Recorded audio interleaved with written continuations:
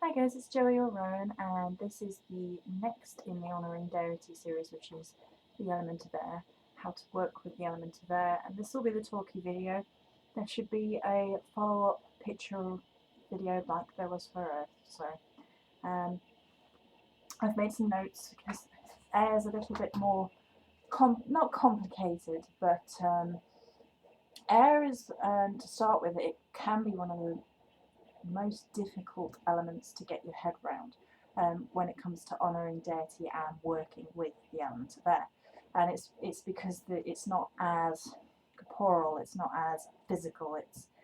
You see it through other mediums. So you see it through the movement of trees or the leaves swirling on the ground, which are two beautiful examples in autumn that I really like.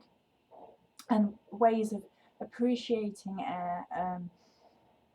Well, those are two such ways, and it can often be more of a sense than sight. So, if you go out into nature to draw breath, to feel the wind moving past you, it can often be better to go outside when it's windy and just close your eyes and just feel the element of air through the wind, through the slight breezes, and then to connect with deity through the element of air. You start having to think of it in a slightly more complicated way, and it can be difficult to get your head around to start with. So the easiest way I can think of putting it is it's the breath of the goddess, the voice of the goddess. And so realms such as music, voice, song, gosh, what else have I got down here? Obviously, the physical air, the wind, the breath. And then air is also in the realms of intellect and logic, of expanding your mind in that sense. So let's go with the physical sort of things first. So one way in which you can connect with the element of air and deity is through birds. Now, there are whole mythos and symbolism behind certain birds, behind finding feathers and bird signs. I always look up at bird signs and I get a general feeling, a general sense, and quite often you can see shapes of the way birds are flocking across the sky and things like that. Feathers have a whole mythos onto themselves, and if you find certain feathers, it's well worth looking up. And one of the ways I first realised that the Morrigan was poking me, like, come on, be aware, is that I started to find crow's feathers in doorways and entranceways particularly. So I will tell the little crow feather story. The first one, I went outside and I'd been worrying about not having a matron goddess, worrying if I wanted to work with a matron goddess, and for years and years and years I hadn't felt the need to. I was happy with the generalized sense of God and goddess in a generalized sense, but I wanted to work with a specific goddess, and I'd been worrying about that. And worrying is in the realm of the mind, in thought, logic, air. And it's worth noting here that our thoughts and our words can manifest in reality because we say and think them, and it's through the realm of air that they manifest,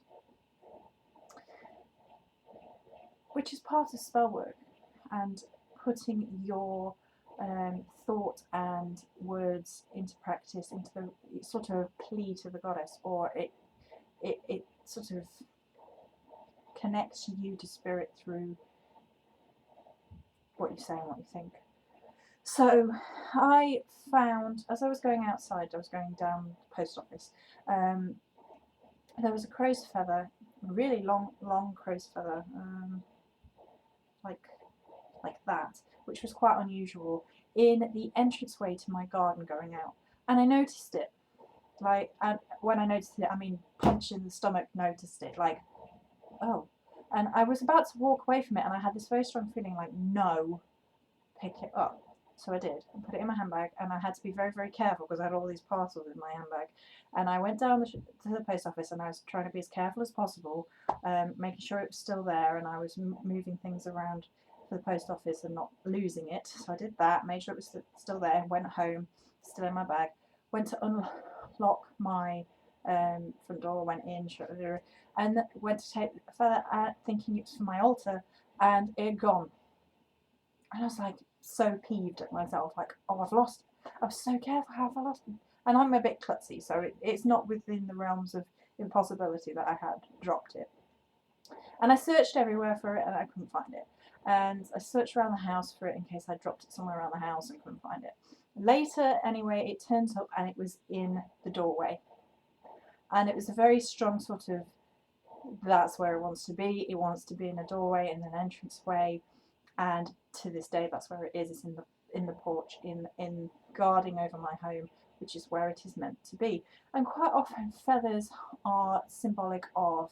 I mean, the crow's feather is symbolic to me of Morrigan, but they can be symbolic of angelic figures, depending on the colours. I had a huge array of white feathers show up not long afterwards, just a huge pile. It was like 3 or 4 birds worth. I couldn't understand how on earth they had come, because I was looking everywhere thinking a bird had got eaten or something. There was no blood, no guts, no dead bird anywhere. Just a huge pile of white feathers, again in an entranceway. And it can be symbolic of gateways, entranceways between this world and the realm of deity. So feathers are often a very beautiful and a very potent source of deity that are used in all sorts of ways as guardians often between the two realms. For example, if you think of dream catchers that often have feathers hanging off them to protect against negative dreams whilst you sleep, and you're more susceptible to the other realm. So, and then I got more and more feathers showing up, crow's feathers, until I had the big poof moment.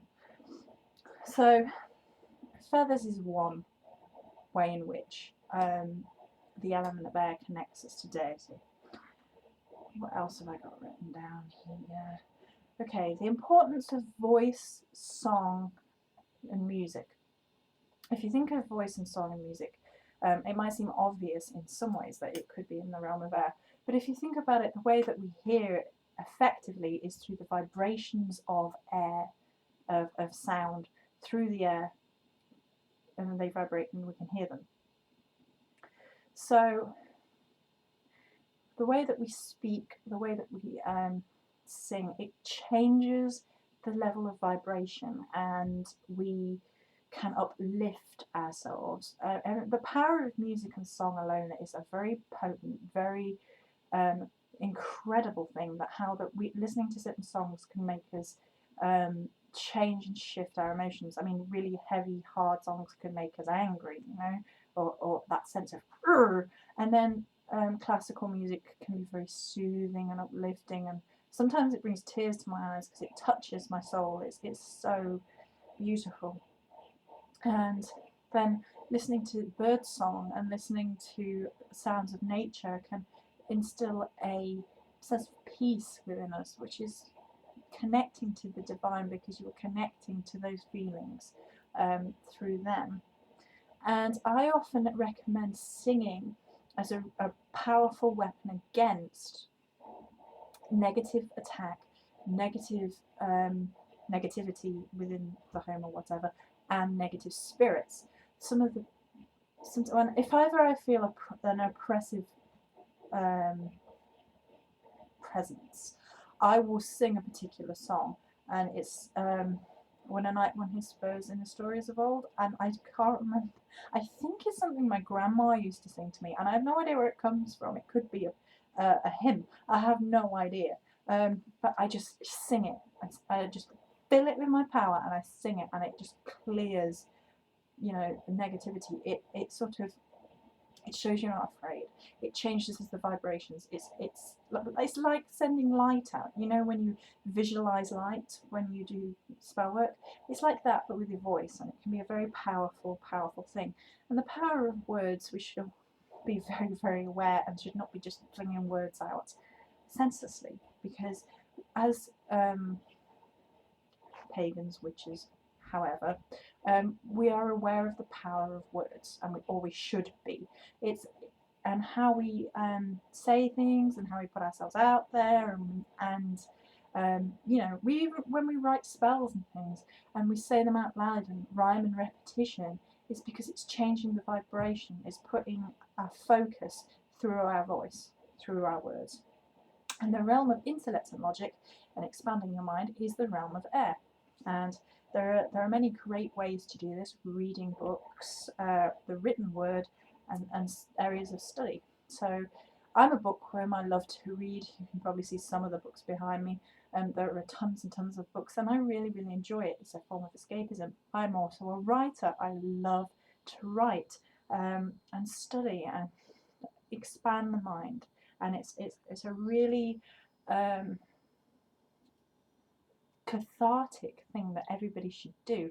If anyone's ever going through any difficulties, I often suggest write it all down, and write the pros and cons of a situation. If you're making a decision, write it down, because you're drawing it out of yourself and putting it down in the written word. So you're taking it out, putting it down, and then you can read through it, make more sense of it. And it's the realm of intellect and logic helping you to twist something, to connect to divine, to help you make decisions, to help you see clearer, to help you think, to draw it all out from being that heaviness inside of you, putting it outside of you on a piece of paper to help you in a therapeutic sense. Okay, what else have I got down here? Oh, one really nice way in which you can utilise the element of air and sound is wind chimes and bells. So I mentioned that you can sing to help you get rid of negativity. Well, a little bell, a really nice sounding bell, or any music, any musical instrument, is a, particularly wind instruments, obviously, is a really great way of changing the vibrations around you. Wind chimes are beautiful to listen to, and a lot of people have them just for that.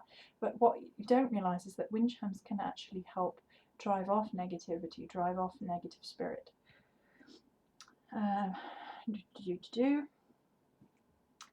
I've put down here types of magic that connect you to divine through the element of air.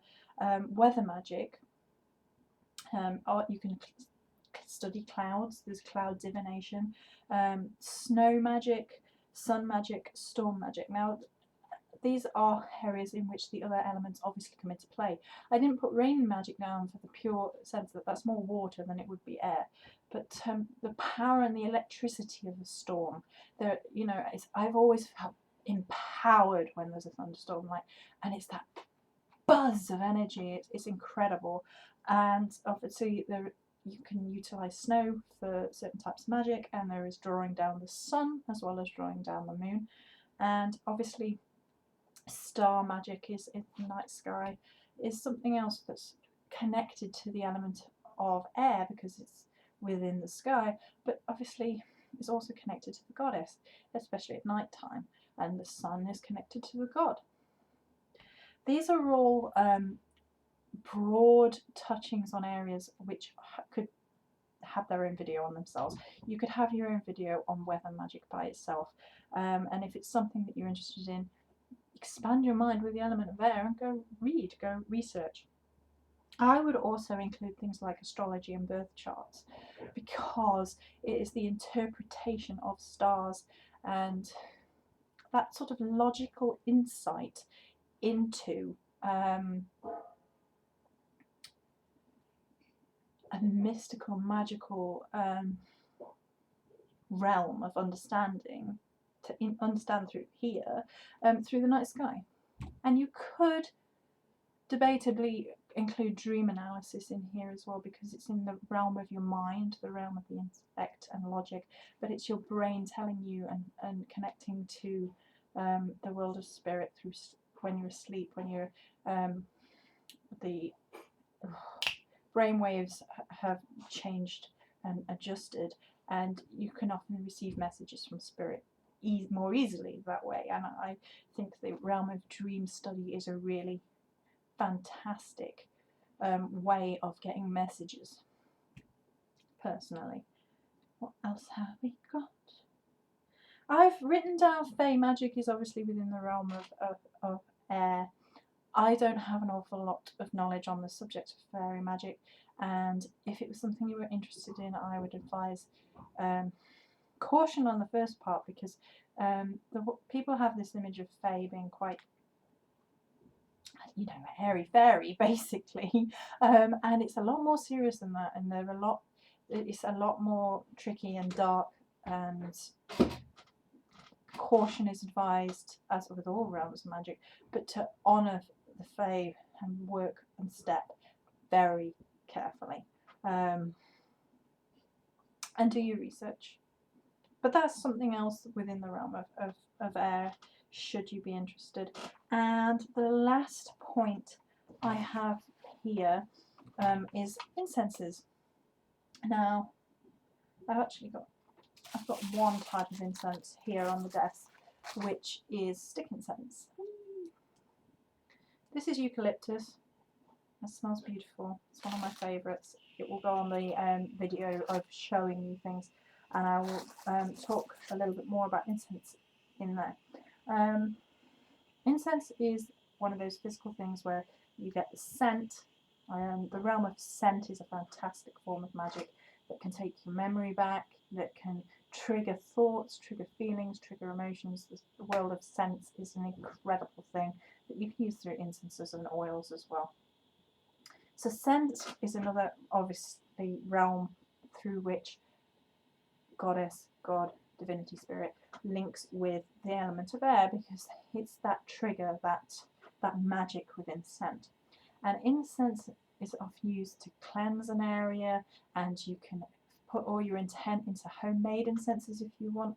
I mean, something like eucalyptus is used to cleanse an area of negativity.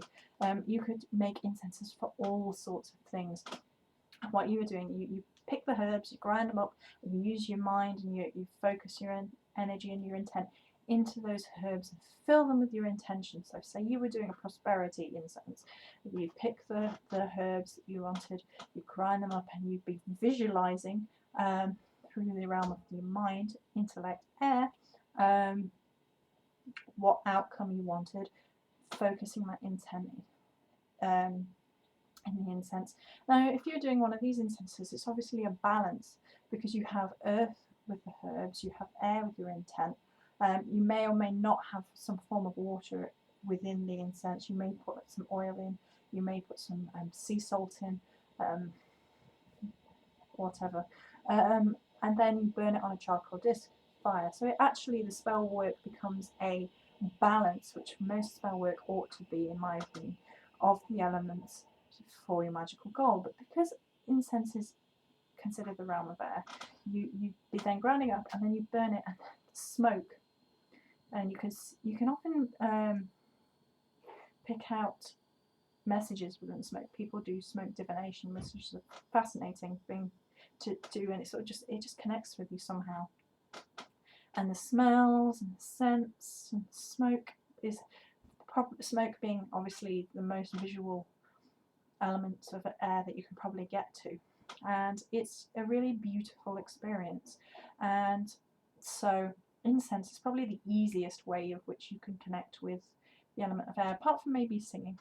Obviously anybody can sing, and you don't need anything apart from maybe muffled doors in my case. Yeah, so this is just an overview. I'm not going to go into any because obviously there's some areas that I could go into for hours. You know, the weather magic is one area, incenses is probably another. I will show you some physical incenses and some smoke things on the picture video to follow this one. Let's see, is that everything I want to cover for now? yeah, I think that will cover it for now. So that is it for the wordy video for the element of air and connecting with deity. There will be a pictorial one to follow up at some point in the next couple of days, so many blessings.